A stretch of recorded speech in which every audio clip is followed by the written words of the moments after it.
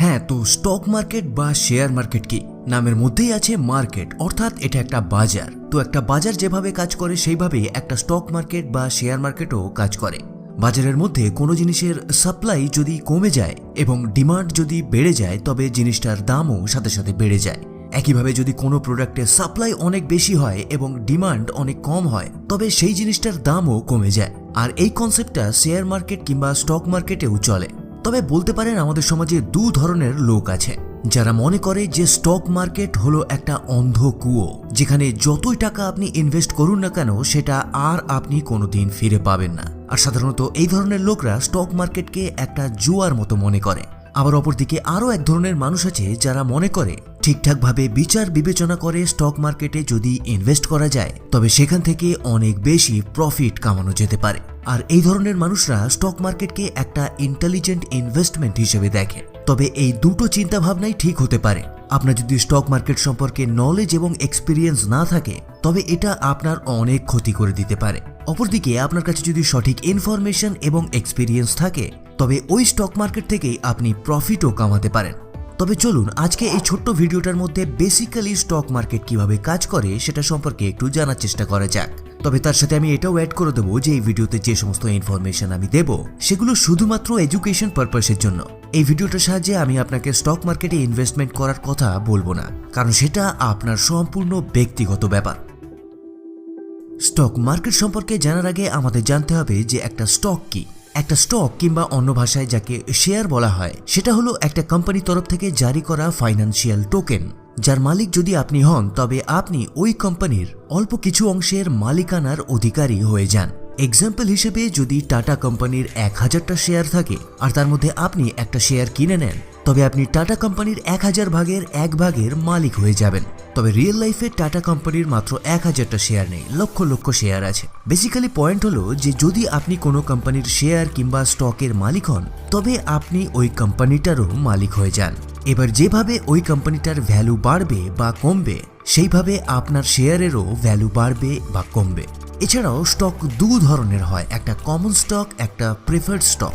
Common শেয়ারের যারা মালিক হয় তারা ওই কোম্পানিতে ভোটিং রাইট পায়, কিন্তু প্রেফার্ড শেয়ার যাদের কাছে থাকে তারা কোম্পানিতে ভোটিং রাইট পায় না।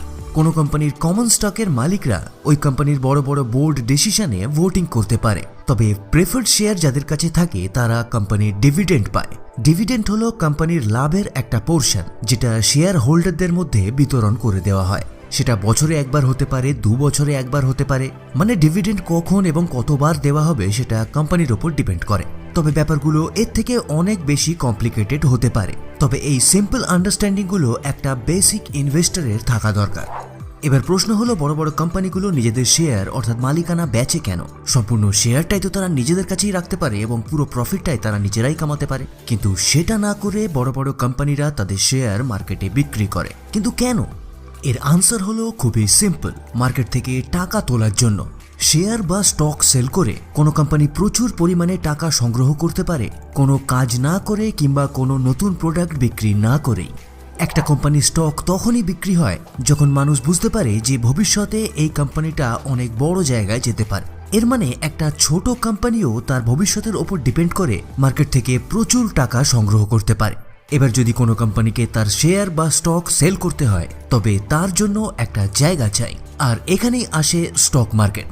বিভিন্ন কোম্পানি তাদের কোম্পানির শেয়ার মার্কেটে লিস্ট করে একটা মিনিমাম প্রাইস রেখে, যাকে ইনিশিয়াল পাবলিক অফারিং বলা হয়, অথবা শর্টকাটে আইপিও।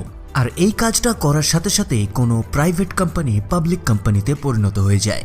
এবার যখন কোনো কোম্পানি তাদের শেয়ারকে শেয়ার মার্কেটে লিস্ট করে, তখন সাধারণ মানুষ সেই শেয়ার কিনতে বা বেচতে পারে। এবার এই শেয়ারগুলোর দাম ওঠানামা করে কোনো কোম্পানির কাজের ধরন, তাদের কাজের পরিমাণ, তার সাথে সাধারণ মানুষ সেই কোম্পানিটা সম্পর্কে কি চিন্তা ভাবনা রাখে। আর এসব ছাড়াও থাকে এক্সপার্টের ওপিনিয়ন। তবে এই ফ্ল্যাকচুয়েশনটা বেশিরভাগ ডিপেন্ড করে কোম্পানির কত ইনকাম হচ্ছে সেটার উপর, আর একে মেজার করা হয় পিই রেশিওর মাধ্যমে, অর্থাৎ প্রাইস টু আর্নিং রেশিও। অর্থাৎ একটা কোম্পানিতে কত টাকা লাগালে কত টাকা ইনকাম হবে। এবার একটু বোঝা যাক যে একটা শেয়ারের দামের এই ফ্ল্যাকচুয়েশনটা হয় কেন।